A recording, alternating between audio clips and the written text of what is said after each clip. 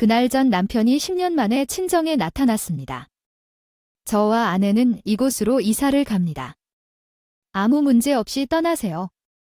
할 말을 잃은 나를 무시한 전 남편이 아내를 계속했습니다. 아만다가 임신했어요. 내 전 남편이 젊은 여자 동료와 바람을 피우고 10년 전에 저를 떠났어요. 우리가 원하는 것은 우리 아이가 태어날 수 있도록 좋은 교육 환경을 제공하는 것뿐입니다. 우리는 이 집을 당신보다 훨씬 더 잘 활용할 수 있습니다. 평생 싱글인 전 남편이 10년 만에 나타나서 엉뚱하고 뻔뻔스럽게 나에게 무슨 소리를 하는 건지 모르겠어 뭔 소리를 듣고 있는지 한숨을 쉬며 고개를 저었다. 나한테는 지금 이 집에 누가 사는지 모르겠는데 내 뒤에서 나타난 모습을 본 전 남편은 얼굴이 창백해지며 떨기 시작했는데 이 순간 뻔뻔스럽게 돌아온 전 남편은 도대체 누구냐? 그의 행동이 역효과를 냈다는 것을 깨달았습니다. 제 이름은 성민방입니다. 저는 45세의 리스토런트 직원입니다.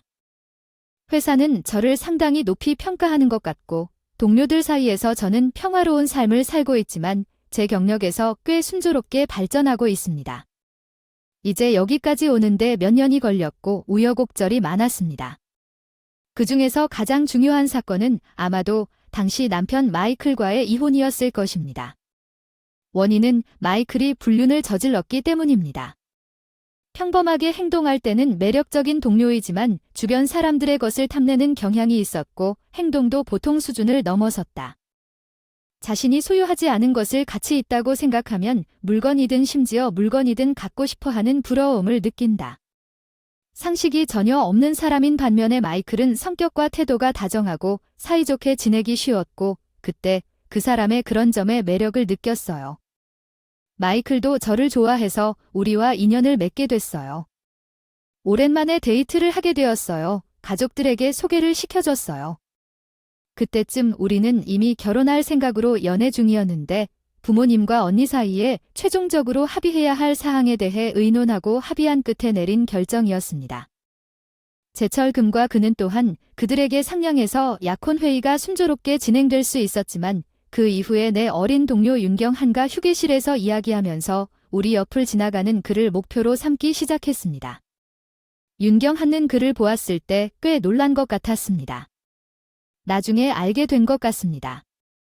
윤경한과 제철금은 고등학교와 대학교 때 서로 알고 지냈고 그 이후 윤경한과 나와 제철금 사이에 끼어들기 시작했고 종종 직장뿐만 아니라 사적인 외출에서도 우리와 합류하여 트리오로 만들었고 제철금과 윤경한의 상호작용은 계속되었습니다.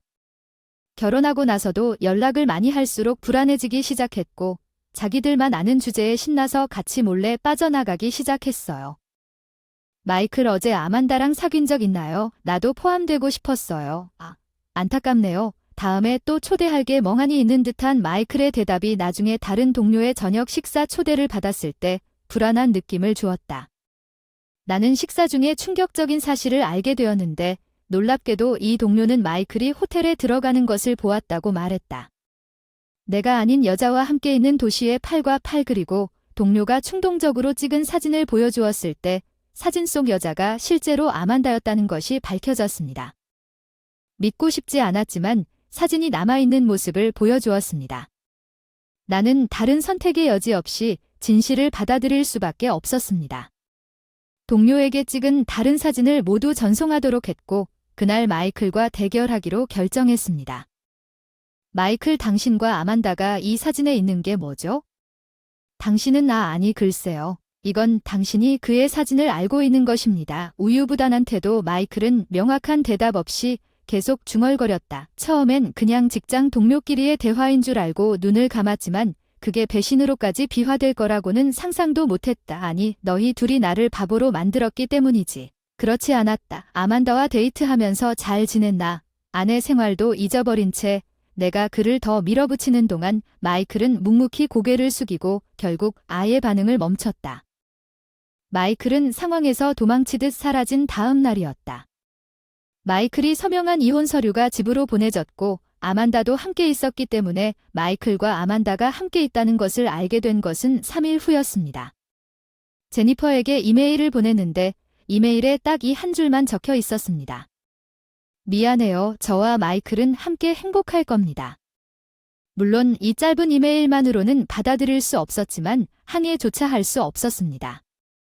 어디로 갔는지 연락이 닿지 않아 더 이상 마이클은 회사에 사직서를 우편으로 보냈고 그곳의 모든 연주를 끊었고 무기력함을 느꼈고 결국 나는 한동안 이혼에 동의하기로 결정했습니다. 절망하고 돌아갈 길을 찾을 수 없었습니다.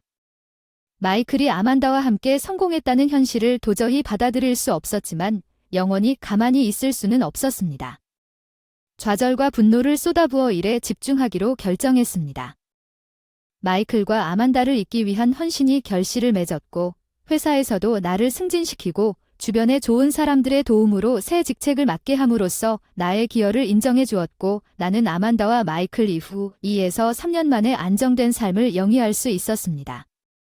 웅변을 터뜨린 지 10년이 지난 어느 날 아만다와 마이클이 웅변하고 내 인생에서 사라진 지 10년이 흘렀습니다. 쉬는 날이었기 때문에 나는 늦잠을 잤다가 마침내 정오쯤에 일어났는데 바로 침대에서 일어나서 휴대폰으로 음식을 만들기 시작했을 때였습니다. 베개가 갑자기 울렸어요. 전화가 왔어요. 화면에 발신자 번호가 표시되지 않았어요. 평소에는 응답하지 않았는데 반쯤 자고 있어서 결국 대답을 했어요. 안녕하세요. 머뭇거리며 말을 걸자마자 반대편에서 예상치 못한 목소리가 들려왔습니다. 전화가 왔어. 제니퍼 오랜만이야. 나야 마이클. 무슨 일이야. 정말 행운아. 이 전화번호는 아직도 내 번호야. 마이클. 놀랍게도 내 전남편 마이클이 보낸 전화여서 너무 놀라서 침대에서 떨어질 뻔했어. 마이클, 왜 도대체 당신이 그럴 건가요? 10년이 지난 지금 얘기해보세요. 무슨 생각을 하고 있나요? 무슨 말인가요? 왜 10년, 20년이 지나도 우리가 결혼한 이후로 연락을 유지하는 것이 정상 아닌가요? 마이클은 뭔가 이상한 듯이 웃으면서 말했습니다. 그의 태도 아무 일도 없었다는 듯이 웃으며 잊어버렸어야 할 분노가 떠올랐다. 결혼한 사람이 뭔데 그만 장난을 쳐대니 어떻게 감히 나한테 그렇게 뻔뻔하게 말을 하니. 지금 다시 물어볼게. 왜 지금 나한테 연락하는 거야? 이리 와 제니퍼. 진정해요. 당신이 쉽게 짜증을 내는 건 조금도 변하지 않았습니다. 마이클의 근심 없는 말투는 나를 바보처럼 느끼게 했고 나는 한마디도 하지 않았지만 마이클이 마침내 통화한 전화로 내 기분을 감지했는지 더욱 짜증나게 했습니다. 아, 어쨌든 당신은 지금 부모님 집에 살고 계시군요. 짐을 싸서 가능한 한 빨리 떠나시겠어요? 갑작스러운 소식을 전해드려 죄송하지만 저와 아만다가 그 집으로 이사하기로 결정했습니다. 말도 안 되는 일입니다. 생각의 과정에서 그런 결론이 나왔습니다. 실제로 아만다와 제가 결혼했고 최근에 그녀가 임신을 했습니다. 우리 아이가 태어날 수 있도록 좋은 교육 환경을 제공하고 싶어서 떠나라는 건가요? 당연히 거절하지 않으실 거예요. 나는 실제로 당신이 부모님 집에 영원히 머물면 재혼을 할 수 없을 것이라고 말함으로써 실제로 친절합니다. 내 머리는 분노와 불신으로 아프기 시작했습니다. 마이클이 내가 부모님 집으로 돌아갔다고 말한 것처럼 정말 터무니없는 요구를 했습니다. 그가 어떻게 그 사실을 알게 되었는지는 모르겠지만 확실히 사실입니다. 나는 거절할 것입니다. 우리 집에 대해 너도 바보야? 내가 날카롭게 반박했을 때 내가 옳았나 봐. 제철금은 화가 난 듯 거친 어조로 대답했다. 아, 게다가 45세의 불임인 내가 제철금과 결혼하는 동안 재혼할 방법은 전혀 없어. 임신이라고 했을 때 불임에 대해 언급할 때 그걸 말하는 것 같은데 표현이 너무 불쾌한데 이건 그냥 우스꽝스럽다고 말하고 싶었던 건 내가 이 집을 넘겨주지 않을 거고 내가 여기 와도 들여보내줄 거라 매달았어. 일방적으로 마이클과 더 이상 이야기하고 싶지 않았습니다. 그래도 이건 너무 이기적인 속임수와 웅변이었고 이제 그는 이 집을 원합니다. 이것이 끝이길 바랐지만 앞으로 어떻게 될지 궁금해졌습니다. 며칠 후 또 다른 사건이 발생했습니다. 아침에 직장이 바빠서 오후 1시가 될 때까지 점심시간을 가질 수 없었습니다. 직장 근처에서 내가 가장 좋아하는 커피숍에서 점심을 먹은 후 건물 입구에 들어갔더니 아는 남자가 있었는데 농담이냐? 왜 여기 있는 거지? 놀랍게도 마이클이 10살에 비해 살이 많이 쪘다. 몇 년 전엔 틀림없이 마이클이었어. 난 바로 숨으려고 했지만 너무 늦었어. 마이클이 나를 발견하자마자 그는 이미 나를 발견했습니다. 그는 서둘러 달려갔습니다. 잘 거기 당신은 저번에 우리 대화에 대해 영원히 기다리고 있었습니다. 당신은 떠날 계획입니다. 다음 달까지 갈 수 있으면 좋겠습니다. 무슨 말씀을 하시는지 모르겠습니다. 이미 안 된다고 했고 이런 식으로 직장에 나타난 건 말도 안 되는 일입니다. 가세요. 귀찮군요. 나야. 아직도 내가 평생 미혼으로 그 집에 사는 것보다 우리 부부가 아이를 데리고 그곳에서 부모님과 함께 사는 게 더 나을 거라고 아직도 말하고 있구나. 너도 그렇게 생각하는구나. 맞다. 아무리 물어봐도 충분해. 내 대답은 아니요. 당신은 스스로 속이고 웅변을 터뜨린 사람이에요. 내가 단호하게 말하자 난장판 치우느라 나를 끌고 가지 마세요. 마이클은 마침내 눈살을 찌푸리고 목소리를 높였습니다. 뭐라고 말했습니까? 우선 당신이 아이를 가질 수 있었다면 당신이 불임이었기 때문에 내가 바람을 피웠어요. 당신이 아이를 가질 수 있었다면 나는 속이지 않았을 거예요. 전부 당신 잘못이니까요. 그러니 당신이 할 수 있는 최소한의 일은 나에게 살 곳을 마련해 주는 것뿐입니다. 진심인가요? 이건 말로 하기엔 너무 터무니없어요. 계속 여기 있으면 일하러 가세요. 경비실에 부를게요. 마이클은 더 얘기하고 싶어 하는 것 같았지만 경비실에 전화하고 우리 주변의 계단을 알아차리라는 마지막 경고를 한 후 그는 입구를 떠나 작별 인사를 중얼거리며 나갔습니다. 나는 이렇게 생각했습니다. 결국 마이클을 포기하게 만들었지만 일주일 후 퇴근하고 회사에 나타난 후로 그게 그렇게 간단한 일이 아니라는 것을 뼈저리게 느꼈다. 집에서 휴대폰으로 한가롭게 게임 앱을 즐기고 있는데 갑자기 초인종이 울렸다. 벨이 울려서 기대한 건 아니었지만 초인종 모니터를 확인하기로 해서 말을 잇지 못하고 거기 있는 사람을 보니 정신이 멍해졌다. 야, 제니퍼는 나한테 연락이 없어서 아직 짐은 다 싸놨어. 나 당신을 위해 여기 왔어요. 마이클과 아만다가 거기 서 있으면 충분해요. 서둘러 입구로 가서 문을 열었어요. 안녕하세요, 제니퍼. 오랜만이에요. 마이클에게서 들으셨겠지만 저는 우리 아기가 태어나면 아이를 낳을 예정이에요. 우리 아기에게 점을 찍게 해줄게. 마이클이 나를 노려보는 동안 아만다는 그들에 대한 반응으로 불안한 미소를 지었다. 나는 고의적으로 과장된 한숨을 쉬었다. 누구든지 당신이 피곤한지 아니면 내가 상관하지 않는 일인지 알 수 있을 것이다. 어쨌든 나는 매우 중요한 말은 우리 아기 때문에 행복하지만 돈이 없으니 제발 이 집에서 살게 해주세요. 알았어. 아만다가 애원하는 눈으로 나를 올려다보며 말했고 마이클이 끼어들었고 이 집은 당신 집이 아니라 당신 부모님 집이라는 걸 방금 기억했어요. 내 부모님은 지금 집에 계시고 우리가 직접 이야기를 하게 된다면 우리 아기는 그들의 첫 손주가 될 테니 두 팔 벌려 우리를 반갑게 맞아주실 거예요. 마이클의 망상적인 말을 비웃을 수밖에 없었어요. 정말 아무것도 몰랐어. 야, 뭐가 그렇게 웃기냐. 진짜 무례하다. 어서 빨리 우리 시아버지, 시어머니 모셔와. 지금 이 집에 누가 사는지 알아보고 있지 않았어? 엄마, 아빠라고 부르는 사람들은 더 이상 여기에 없어요. 뭐예. 제가 마이클과 이혼한 후 부모님 집으로 돌아온 후 언젠가 부모님은 더 이상 이 집에 살지 않습니다. 부모님은 저에게 이 집을 생계 선물로 주시고 은퇴하셨습니다. 어머니 쪽 시골이니까 제가 이 집의 주인이에요. 그 사실을 접했을 때 마이클과 아만다의 눈은 충격으로 커졌습니다. 이 집이 내 집이라는 걸 이해하게 되었어요. 즉, 더 이상 여러분의 닭을 세지 않고 모든 의사결정권을 갖게 되었다는 뜻이죠. 부하합니다. 입장을 분명히 했는데 마이클이 더 고집했으니 이 집에 있어도 됩니다. 그냥 여기서 같이 살자. 어서 예전처럼 3인조로 지내자. 우리 셋이면 완벽할 것 같군요. 좋은 생각이야, 제니퍼. 이렇게 큰 집에 혼자 사는 건 외로울 텐데 같이 살면 모두가 행복할 수 있지 않을까? 그래도 희망찬 생각에서 벗어나지 못한 채 둘 다 황당무계한 말을 내뱉기 시작했다.